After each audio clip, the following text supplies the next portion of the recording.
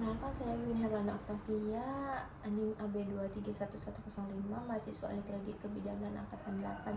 Di sini saya akan melakukan prasat perawatan bayi baru lahir sehari-hari. Di sini sudah ada pasiennya. Kita lakukan ya. Selamat pagi. Gimana Bu? Ada yang bisa saya bantu? Ada. Saya baru saja melahirkan anak pertama 1 hari yang lalu. Oh gitu. Terus kendalanya apa Bu? Saya bingung cara merawat bayi di rumah. Oh, berarti ibunya belum tahu ya, karena ini anak pertama ya.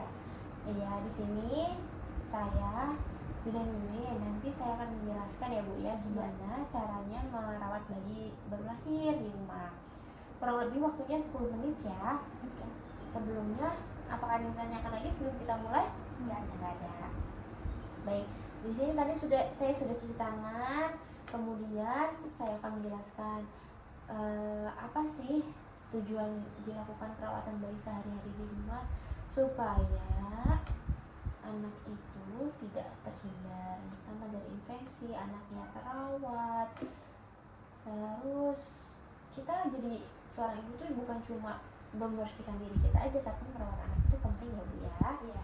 Kemudian tahu nggak ASI itu apa? Enggak. ASI itu air susu ibu ya Bu ya. Jadi ASI itu wajib diberikan kepada anak baru lahir sampai dengan usia 6 bulan. Itu dinamakan ASI eksklusif ya Bu ya. Iya. Terus selama 1-6 bulan itu nggak boleh dikasih makanan selain ASI, cukup air susu ibu aja. Kemudian kita nyusuin anaknya tuh minimal tuh 8 kali dalam sehari ya Bu ya. Kalau kurang nanti anaknya takutnya dehidrasi gitu. Kemudian semakin sering kita menyusui anak kita, itu semakin memperlancar produksi ASI kita ya Bu. Gitu. Ibu menyusuinya lebih nggak kalau sehari dari 8 kali? Lebih ya, alhamdulillah. Berarti ditingkatkan terus ya Bu ya. Iya.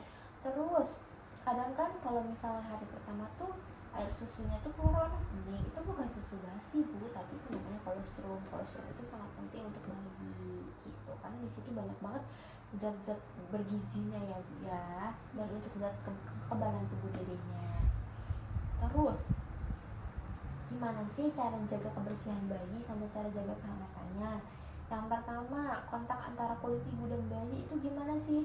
Kita sering gendong, kita sering menyusui, itu namanya dengan kontak kulit. Terus gimana nih bayi kita takut kedinginan?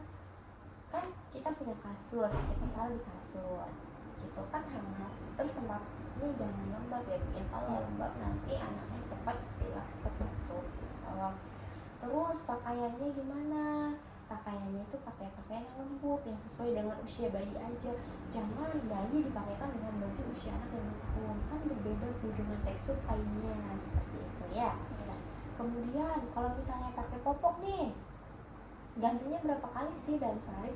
Kalau misalnya pakai pipis langsung diganti gitu. Terus kalau misalnya selimutnya basah langsung diganti, jangan sampai tunggu bener-bener basah baru diganti, nanti anaknya masuk angin ya Bu ya. Terus kita periksa nih telapak kaki anaknya, kalau emang teraba dingin berarti kita harus pakai selimut gitu.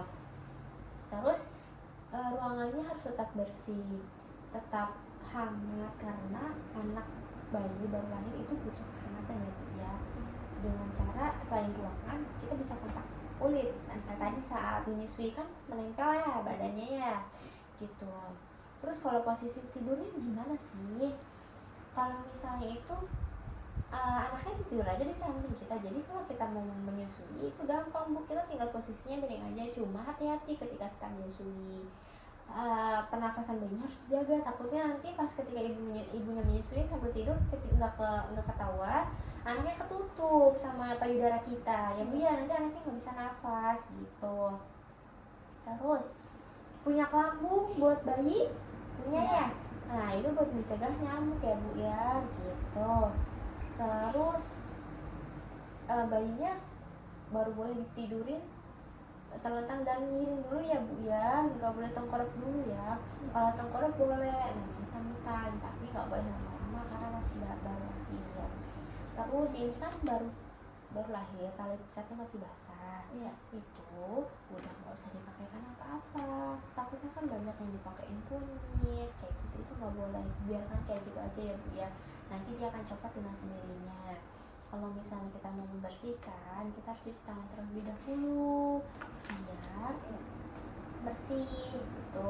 Terus nggak boleh dikasih balutan apa di tali pusatnya kayak gitu. Terus kalau pakein popok, ditaliinnya di mana? Di atas perut apa di bawah perut? Di bawah pusar. Di bawah pusar ya Bu ya, yang bener ya. Terus nanti kalau misalnya ada nanah sedikit, jangan segan-segan untuk langsung dibawa ke bidan atau di tempat pelayanan kesehatan terdekat ya Bu ya, karena itu adalah salah satu tanda-tanda infeksi seperti itu. Terus gimana sih caranya kita ngukur suhu tubuh anak? Ibu nanti boleh beli termometer yang bentuknya kayak stick tuh, kayak pulpen. Nah ini kita udah pakai di ketiak. Nanti kita ada caranya tuh, kita nyalain. Terus nanti ada bunyinya. Kalau udah bunyinya itu berarti udah menunjukkan angkanya berapa. Dan suhu normalnya bayi itu 36,5 sampai 37,5 derajat Celcius gitu. Kalau di bawah 36,5 berarti bayi itu kedinginan. Kalau di atas 37,5 berarti anak itu demam ya Bu ya. Terus kita lihat nih anaknya nyusu, kalau misalnya dia nyusu terus muntah, itu salah satu hal yang harus dikhawatirkan ya Bu ya, karena anaknya takutnya dehidrasi. Terus nafasnya cepat kayak terengah-engah gitu, kayak anaknya takutnya sesek gitu ya Bu ya. Terus suhu tubuhnya tadi, kemudian ada nanah di tali pusat, kemudian belek banyak nih udah dibersihin tapi malah timbul nanah kayak gitu, langsung aja dibawa ke bidan ya Bu ya. Terus diare yang terus menerus, lalu kelihatannya kuning nih anaknya, nggak seperti anak-anak yang lain gitu, langsung dibawa aja ya gitu. Terus sampai sini ada mau ditanyain nggak ada. Kalau nggak ada, mudah-mudahan Ibu paham ya dengan apa yang tadi saya sampaikan ya. Sebelumnya saya ucapkan terima kasih ya Bu ya. Saya tulis terlebih dahulu ya untuk di buku kaidahnya ya. Terima kasih.